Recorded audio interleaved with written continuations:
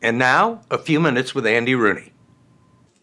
The cable network C-SPAN put out a list of all our presidents in the order that they think was best to worst.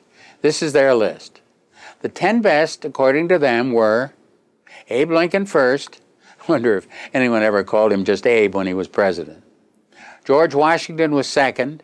Franklin Delano Roosevelt is listed as our third best president, but I'm old enough to remember how many people really hated FDR when he was alive. Teddy Roosevelt was fourth, Harry Truman fifth. Now that's another surprise to me. A lot of people didn't like Truman and didn't think he was much good. Of course, he got elected, so someone must have liked him. I certainly couldn't name our worst presidents. I don't know enough about some of them to have an opinion.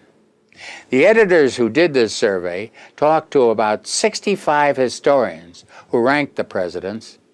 George W. Bush, our last president, was listed as 36th out of 42. Not too good. His father, George, was number 18.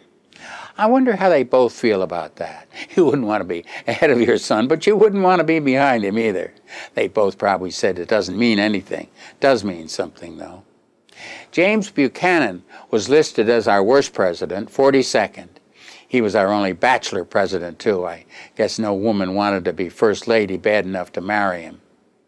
People are generally unfair to any president during his time in office or anywhere near it. They either like the president or they hate him, and nothing he does or doesn't do makes much difference to what they think. I was growing up when Herbert Hoover, number 34 on the list, was in office, and my father hated Herbert Hoover because of the Depression. I don't know whether the Depression was Hoover's fault or not. It probably wasn't, but it occurred while he was in office, so he took the rap. That happens to presidents. I watched everything both Bushes did when they were president, and a lot of my friends thought that they were the worst we ever had. I never really liked the George Bushes, but I never hated them either. I've always been a little critical of our democracy because of some of the presidents we've had. Democracy is a great idea, but I've always thought we have a great president hidden somewhere in the United States, and we've just never found him or her.